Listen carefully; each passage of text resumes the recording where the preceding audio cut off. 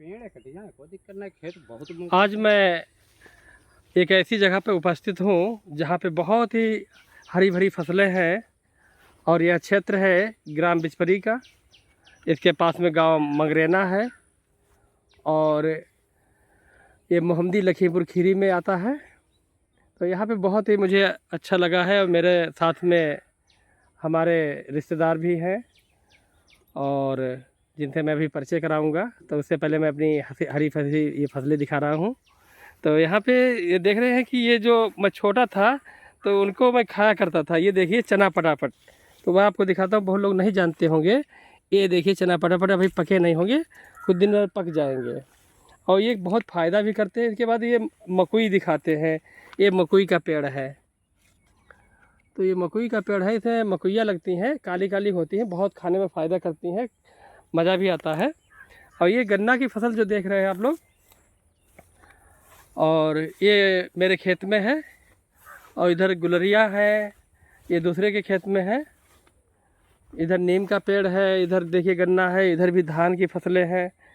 तो बहुत अच्छी धान की फसल किसी और के लोगों की है, मेरे पड़ोसी की है। बहुत अच्छी धान की फसल है। इसमें मुझे लग रहा है महीन वाला ये धान है। देखिए देखिए कितना अच्छा धान लग रहा हुआ है, इसके चावल बनते हैं। और इसमें तो आपका परिचय कराते हैं भाई साहब से, श्रद्धेय शिवराम गौतम जी से। ये मोहम्मदी में रहते हैं और बहुत ही सामाजिक कार्यों में लगे रहते हैं। आज ही एक इंतकाल हो गया था ग्राम बरगदिया में, तो वहाँ पर मैं गया जा रहा था तो इनको पता भी नहीं था। मैंने जैसे कहा तैसे तैयार हो गए, कहा भाई ऐसे काम में हम तुरंत जाते हैं और हमेशा सामाजिक कार्यों में लगे रहते हैं और अच्छा लगता है उनके साथ में। तो आज मैं उनके साथ में परिचय कराता हूँ। नमो बुद्धाय जय भीम। नमो बुद्धाय जय भीम। तो आज आपको इस क्षेत्र में यहाँ देख रहे ये झबरा बोला जाता था। यहाँ मछली और पानी बराबर भरा रहता है। यहाँ पे तराई का क्षेत्र लग रहा है। उधर देखते हैं ये पुलिया बनी है, ये नाला गया हुआ है। तो इस क्षेत्र में आपको कैसा लग रहा है? बहुत अच्छा लग रहा है। अच्छा, तो यहाँ पे आपको जैसे जो हवा है यहाँ की, जो कितनी स्वच्छ लग रही होगी और कितना अच्छा मौसम लग रहा होगा। आज का मौसम बहुत अच्छा है, दिन में बहुत गर्मी ज़्यादा रही है। हाँ, गर्मी ज़्यादा रही है। आइए चलते हैं इधर देखते हैं। बहुत अच्छा है। अच्छा, और ये वातावरण जो यहाँ पर हम लोग आए हैं, ये हमारे रिश्तेदार प्रोफेसर साहब की ज़मीन है, अगल बगल में और लोगों की ज़मीन है। तो मास्टर साहब के खेत में गन्ने की फसल तैयार है और बहुत अच्छी फसल है, क्योंकि हम लोग जो है हर क्षेत्र में आना जाना रहता है हम लोगों का। अच्छा, यहाँ देखिए आपको कई ये छोटे छोटे पौधे जो दिखाई देते हैं।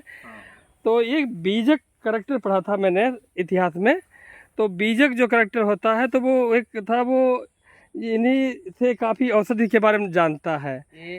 ये तो सभी ये देखने में तो सिंपल से पौधे लग रहे हैं, सिंपल से घास कूड़े लग रहे हैं, लेकिन इनके पीछे बहुत बड़ा रहस्य छुपा है जो कई मर्जों को ठीक करता है। जैसे कि इनके संबंध में हम पूरी जानकारी। अच्छा, ये जैसे कि आप देख रहे हैं कितना अच्छा वृक्ष लग रहा है। मकोई का पेड़ है। नहीं, ये वो है क्या मतलब, चना पटापट, चना पटावर का हाँ पेड़ है। ये मकोई का पेड़ है। हाँ, मकोई का पेड़ है। ये जो है ये देसी घास होती हैं, क्योंकि आपको बताएं देसी औषधि है। जैसे हमारे बहुत पहले पुराने लोग, ये देखिए मकोई का, ये टमाटर का पेड़ शायद लगा है। हाँ, टमाटर का पेड़ है। हाँ, टमाटर भी धोखे से आ गया होगा। हमारे यहाँ ये जंगली क्षेत्र है। पहले यहाँ सब जंगल हुआ करता था, यहाँ से लेकर नेपाल तक सब जंगल था।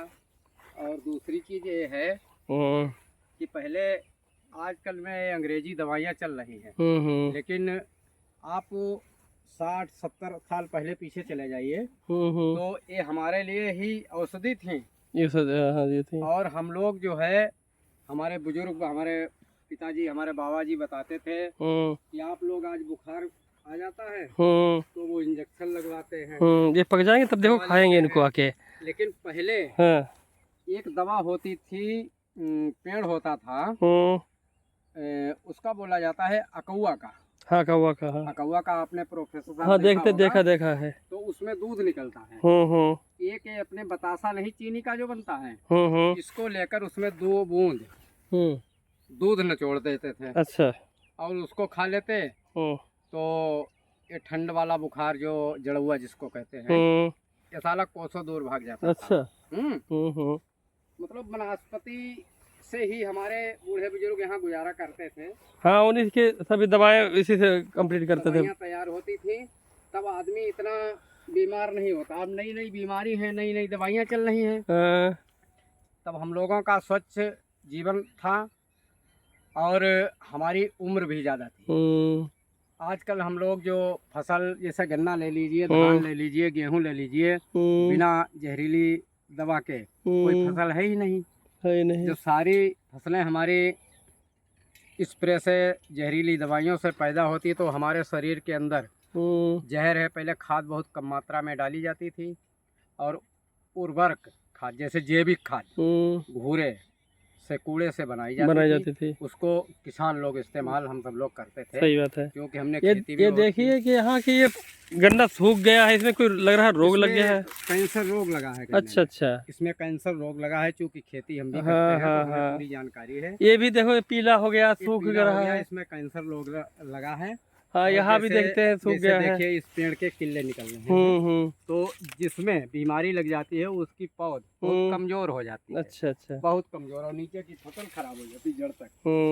तो इसमें रोग लगा। इसमें इस तरह की, ये देखो कोई बहुत अच्छा वृक्ष खड़ा है, वो पौधा है, तो इसके बारे में मुझे पता नहीं। ये देखो बहुत अच्छा लग रहा है। कितना? सहतूत का पेड़ है। अच्छा, ये वाला? ये सहतूत का है, नया पेड़ है। अच्छा, ये सहतूत तैयार हो रहा है। अच्छा अच्छा, पीले पीले फूल लग रहे हैं। इसमें फूल आएंगे। और वास्तव में प्रकृति का हर चीज़ अच्छी लगती है, कि चाहे पौधे हो चाहे कुछ भी हो, लेकिन उनके बारे में हमें पता नहीं होता ये किस काम में आता है।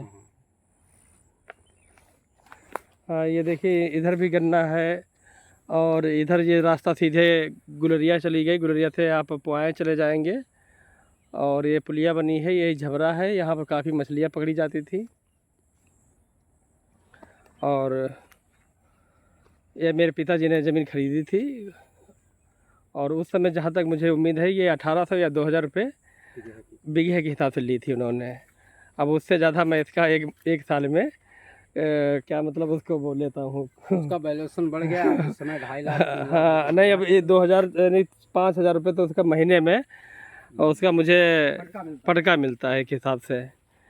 तो ज़मीन वास्तव में सोने का है, मोल सोनिए गाना है। तो उस गाने को ध्यान में रख के ज़मीन ज़रूर लोग बनाए रखें, अपनी ज़मीन को बहुत हिफाजत रखें, और ज़मीन आगे बढ़ाने के कार्य करें। और बहुत अच्छा, और कितना ही करने का सबसे अच्छा एक तरीका ये भी है, कितना ही इंसान को करना चाहिए, जिससे आपको शरीर सही रहता है, और खेती में काम करने का इंटरेस्ट होना चाहिए। क्योंकि मेहनती इंसान जो होता है वो बीमार नहीं होता है। यही है। अब हम लोग चल रहे हैं सीधे दूसरी जगह। आपको और कुछ कहना है खेती के बारे में? खेती बाड़ी में यही कहना है कि हमारे समाज के लोग, खेती ये हमारी मूल जड़ है। मूल जड़ है। इससे कई पीढ़ियों को ये अनाज खिलाएगी, और ज़रूरतमंद पे ये हमको पैसा भी कराएगी। अगर जड़ मेरी मजबूत है, ज़मीन है, तो हम समझ लीजिए कि बहुत ज़्यादा मजबूत है। क्योंकि अब समाज में लोग शिक्षा के अनुसार जो सर्विस करते हैं वो बहुत ज़्यादा 20-30% है। और क्या? लेकिन जो लोग अपने खेती पे निर्भर है, तो उनका मूल धंधा, मूल बिजनेस, सही बात है, ज़मीन ही है, खेती ही है। और हमारे समाज के लोग कुछ ऐसे हैं 20% जो अपने खेती को मूल्यवान न समझकर उसको बेच देते हैं, कम रेटों में बेच देते हैं। लेकिन हमारे समाज, हमारे भाई लोगों को, जो भी जिसके पास जितनी है उसको सुरक्षित रखें। और हमारी तरफ से उम्मीद यही है बढ़ाएं, और कि परिवार के लिए ज़मीनें पैसा बचाकर बढ़ाएं, खरीदें। इससे हमारे परिवार की उन्नति होगी। विशेष ध्यान ये रखें कि परिवार को शिक्षित जरूर करें, चाहे बेटी हो या बेटा। चलो ठीक है, बहुत बहुत धन्यवाद, साधुवाद, और सभी लोगों ने नमो बुद्धाय, जय भीम।